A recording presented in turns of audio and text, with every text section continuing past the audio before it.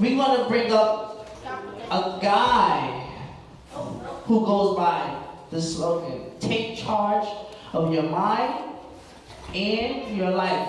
Who's willing to take charge of their mind and life? Come on, you guys got to take charge of yourselves.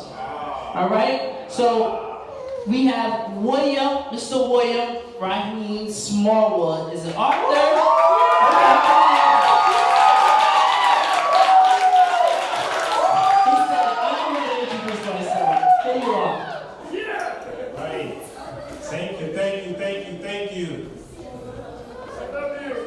I love you more.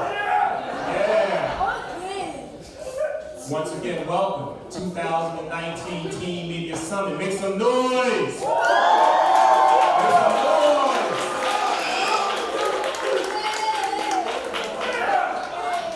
I'm going to need your help. And the reason I'm going to need your help is because it's extremely important that the message that I share with you, that you take it to heart. That you utilize it each and every day. That you make sure that you allow yourself to grow from everything that's going to happen this weekend.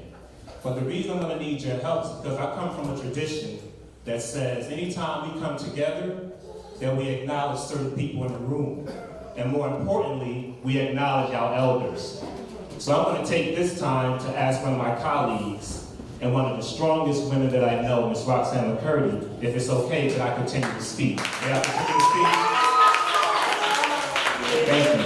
And to the young people, the reason why we do that is because our elders have lived longer and have acknowledged life's wisdom.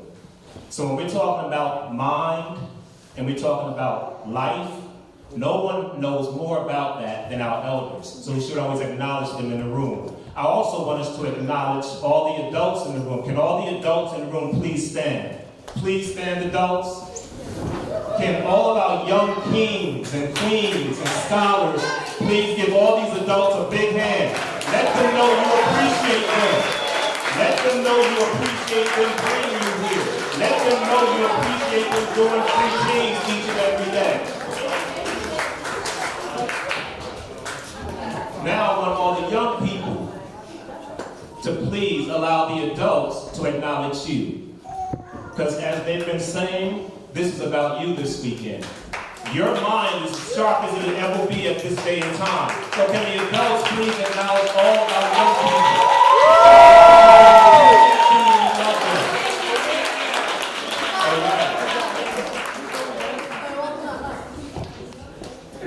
If we can, I know no one asked you already, young people, but I know how important your phones are to you. And mine is in the back. You heard him say, yup, right? So if you can, for us, especially as we move forward into the program, can you please make sure you silence your phones, put them away? I'm looking around the room, almost everyone's phone is away, but I'm not sure if they're off, so please make sure they're off. We appreciate you doing that for us, okay? The other thing is, I noticed a few times when people were speaking, some of you were still talking to each other. And we want you to do that, but more importantly, we also want you to pay attention to what's being said, because we don't want you to miss anything, right? We want to make sure you grasp everything that's being said. So I want to try something really fast, which is what we use in group. If I say agu means I'm asking your permission to speak and to be heard, and I need you to say ame, which means yes, you may continue to speak and we will listen. Agu? On this side, y'all look. We're gonna make this happen. I know y'all tough, I know y'all cool, I know y'all great. Agu? Agu? Thank you, and thank you, Elder. In my bio, right? How many of you have programs? How many young people have programs? Young people, before you leave, right? Make sure you get a program. Because what's in your program is the workshop instructors, and it outlines their history of work, their body of work, what they've done, and the work that they've been doing over the years, and that's important. Mine, which is William Raheem Smallwood, guest speaker, I just want to take 1 quick minute to read this to you, if I may. William Raheem Smallwood is an author and publisher, social worker, entrepreneur, consultant, and public speaker. In 1997, he established B.U.D.S/UMOJA mentoring program for youth ages 10 to 18. He currently serves as the director of the School-Based Youth Services Program for the City of Paterson, Department of Health and Human Services. In 2017, he founded the Family Empowerment Program, whose mission is to provide healthy youth development and resources to children and families. He has over 125 awards and honors, and is father of 2 and grandfather of 4. I would love to stand before you and tell you, thank you, Richard, and that happens often. What you just heard are the accomplishments that I've been able to achieve over years. What you don't get to hear is what's the story to get to those accomplishments. That's what's important, right? What is it about us, our mind and our life, that we too often don't hear? I was just honored in March as Program of the Year in a room of about 300 people. And as I was being honored, a lot of the people come up to me and say, you know what, you are doing fantastic work. You are doing excellent work. And each time they would say that to me, my heart would get heavy. See, the reason why my heart would get heavy is because there's another narrative to the work that I do. Some of my staff know about it, some of the young people I work with know about it, but a great majority of the people don't know that story. See, I was a teen dad. I was that young man that went to John F. Kennedy High School with his childhood friends who played basketball every day. Basketball was my love. Basketball was my passion. I went 3 years of playing basketball at John F. Kennedy High School and was a decent student. I came from a household of 8 brothers and sisters. 2 strong parents that worked extremely hard. I was the oldest male out of those 8 brothers and sisters. My parents had clear goals for me. They wanted me to be successful, and I wanted to be successful. I was that person that said, I'm not going to do anything to jeopardize my basketball scholarship. Not a thing. Until my senior year. Like a lot of us, especially us males, us alpha males with our egos, we kept lying to each other about who was the first one to have sex. Yeah, that key word, right? Sex.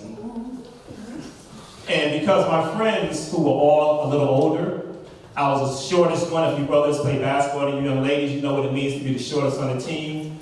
I had a little ego about whether I was really as good as I thought I was and whether I could compete. So we would lie about whether we had a girlfriend, and we would lie about whether we had ever had sex or did anything before. When I met a young lady who I believed was the person that I wanted to spend the rest of my high school time with, who I wanted to get to know better, who I thought I was the best thing since sliced bread, I made a crucial mistake. And that crucial mistake caused me to have a daughter before I even graduated high school.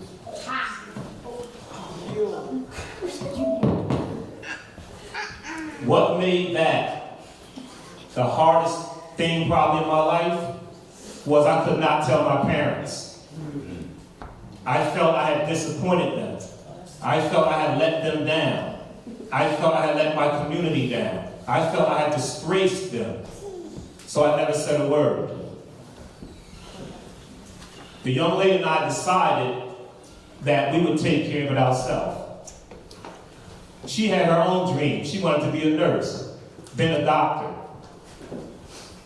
And her family decided that as long as I went to college and did everything that I was supposed to do and stayed committed to being a good dad, a responsible dad,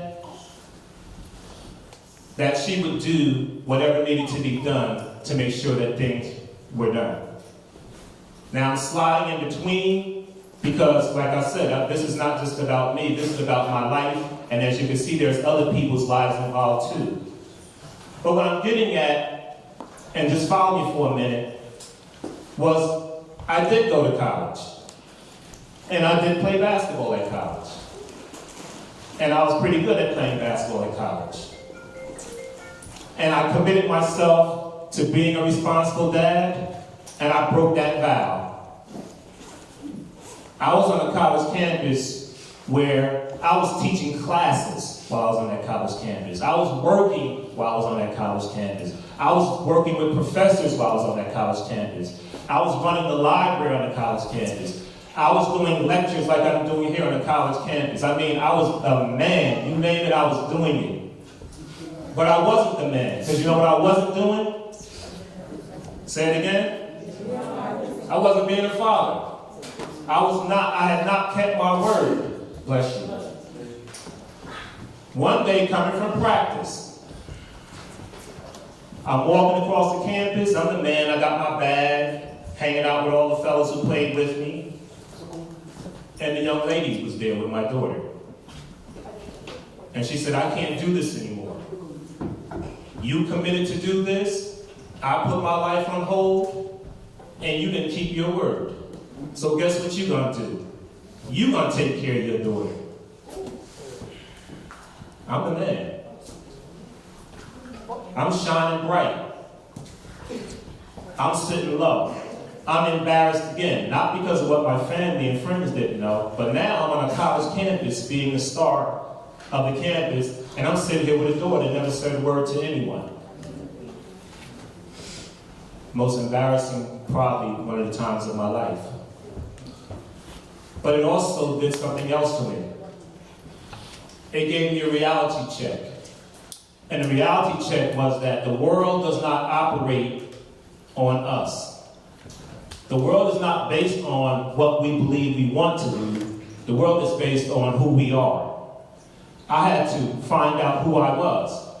I had to find out what was this person about. Who is this young man with a child who thought he was everything? I had to seek deep down into myself and make a decision. Do I stay on a college campus and get a degree and keep that commitment to my family? Or do I leave and take care of my child? Because I couldn't do basketball and take care of the child.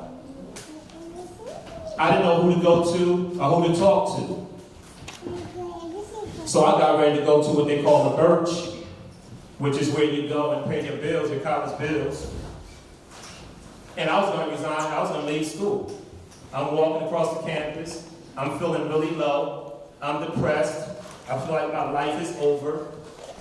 And one of the people that actually helped me to get into the college was walking across himself, going to his car. And he said, young man, where are you going? I said, I'm leaving school. He said, why are you leaving school? I said, because I have a responsibility that I have to take care of. And he said, come to my office. And I went to his office. And he said, what are you about? Who are you? I said, I don't know. I said, can you tell me who I am? He said, dummy, if you don't know, I don't know. He said, what's the problem? I said, I'm a father. He says, if you're a father, then take responsibility. Then you need to be a man as well. That's what men do, they take responsibility. I said, but I don't know how to do that. He said, that's why you're here. That's why you're in front of me. That's what men do. That's what I'm going to help you do. I'm going to help you get your life in order. I'm going to help you to be a father. You would not be anything of a success or a young man who is trying to change the world, which is your job, if you leave this campus. What would you do if you left the campus? I said, I'd go home and get a job. He said, would you have a degree? I said, no. He said, then you might as well stay. And I will reach out to your family. I will reach out to whoever else I need to reach out to, and we will provide you with the support that you need so that you can pursue a college degree. To go home and just work would not do anything for you unless you are serious about following up and following through on taking care of your child. So what's it going to be? He reached out to my family. He reached out to some people at the school. and we were able to get me assistance as it pertains to taking care of my child. But more importantly, I had to identify exactly what it was about myself that I needed to do to take control of my life. Where was my mind at the time when I needed to be solid in my thinking?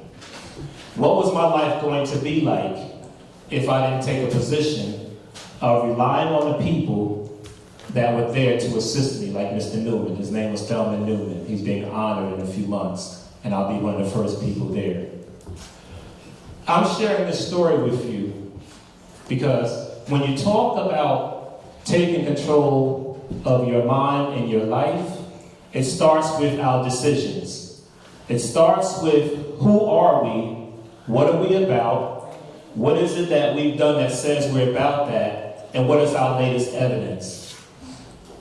I had to look at the choices I made at the time of my life when I left high school and I got to college. I had to look at the choices I made when I was in college. I had to look at the choices that were made for me and by me and with the help of others to help me get to a place where I could see myself as having some success. Everything that you see in this short bio, that's where I had to get to. That's not where I started. If you take anything away from what I'm sharing with you, young people, is that this is the most important time of your life because you're living it now. Whatever you feel you want to do, please make sure you look at who you are. If you're not clear around who you are, this weekend is a good time to not only look at your talents, but tap into some of the adults here who are professionals, but also like mothers and fathers.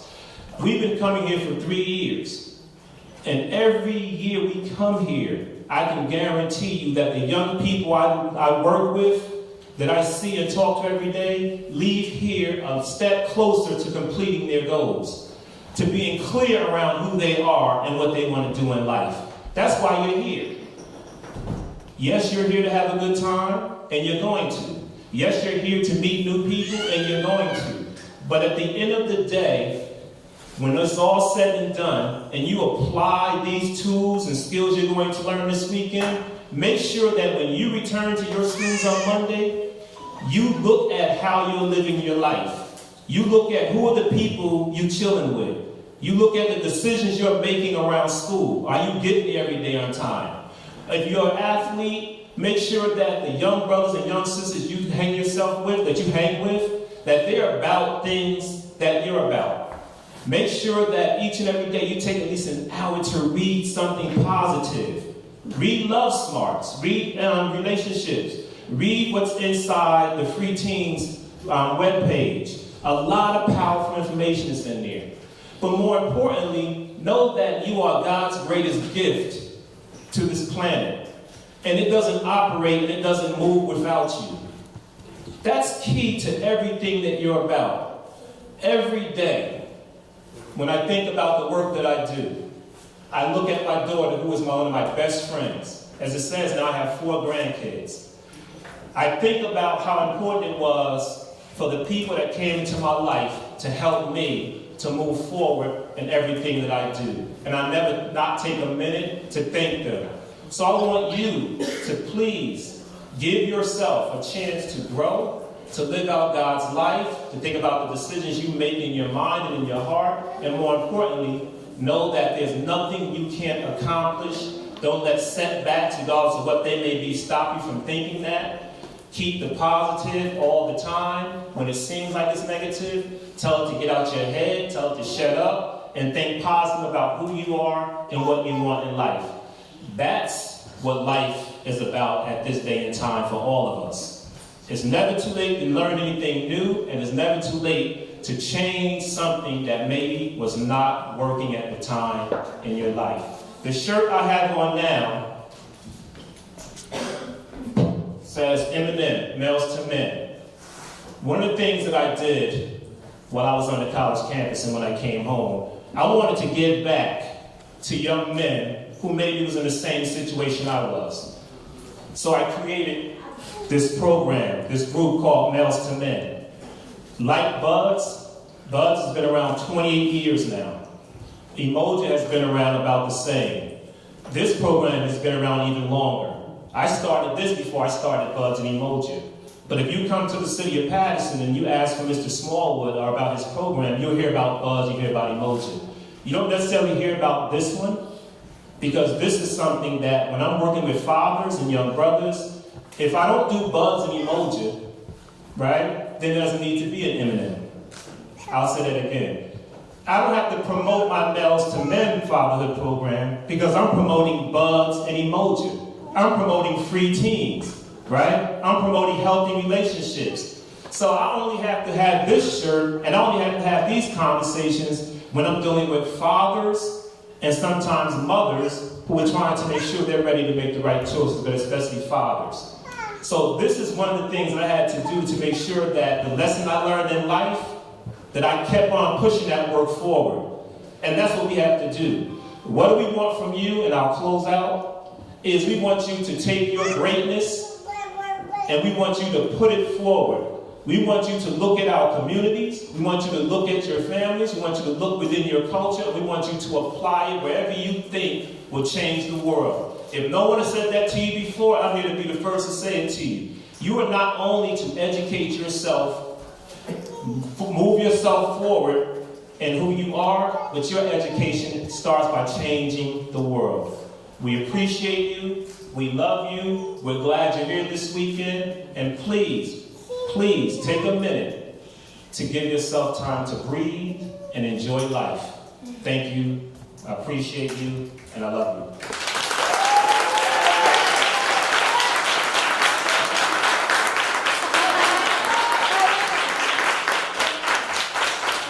If I can, and I only need 1 minute, Richard. One of the things that we do every year when we come here, when I say we, I mean the group that's over here, is we have these bands. Every year we order bands, and the bands are part of our challenge to ourselves and to the group to make a difference in our community. But more importantly, we don't believe in coming into places and we become strangers. So if it's okay with you all of you who are here who's not a part of B.U.D.S and UMOJA, they would like to come over, introduce themselves, if that's okay with you, Richard, because I know you have a program, it's okay with you all. They want to come over and give you a band. The band this year looks like this. When you get your band, what we need you to do is stand up for a minute, because we take a pledge, right? We want to take a pledge together and unify each other. I heard Monty call out the different places we're from. Well, guess what? When we take this pledge, we're from the same place. Yeah. We're part of the same family, right? And we want to make sure that that's something that we all take advantage of. So we're going to start the night off by becoming one. And we're going to unify throughout this weekend. So B.U.D.S and UMOJA, to please stand up. If the young brothers and sisters over here, kings and queens, can please stand up. Scholars, scientists, lawyers, doctors, social workers, engineers, architects, future free teens leaders, because Richard ain't gonna be around forever. Make sure you have nothing in your hand. When this side comes over to your side and they reach out and give you that band, please exchange your names, okay, and hold on to the band. Okay, you may start taking the band forward.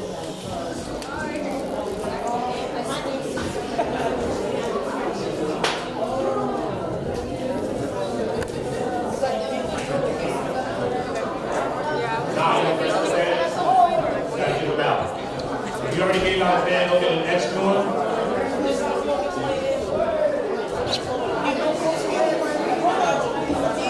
We need you to move faster, let's go.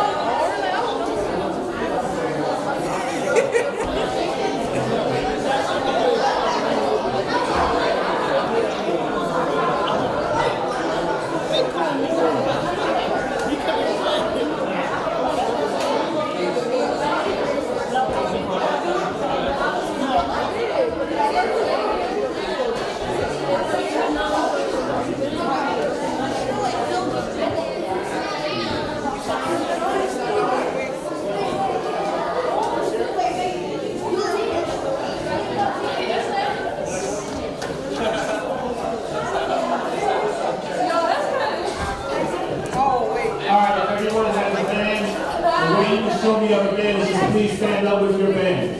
Please stand up with your band. Hold it in your hands now. You know that's a band, right?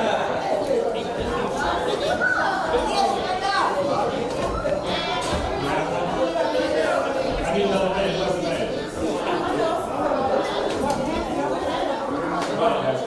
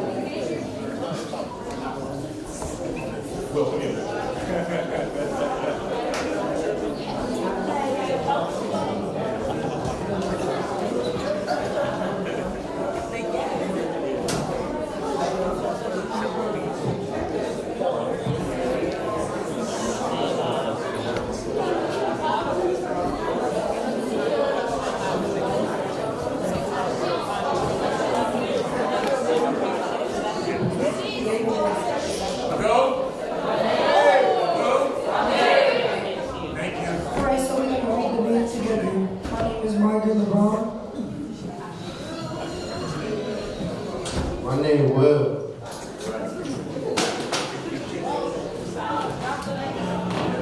Together, you are not alone in this. everybody. Oh, they didn't hear you from the towns you're from. Where you from again? They didn't hear you. I want them to hear you. I want them to hear. Once again. You are not alone in this. Go. Hey, Will, do what you do, man.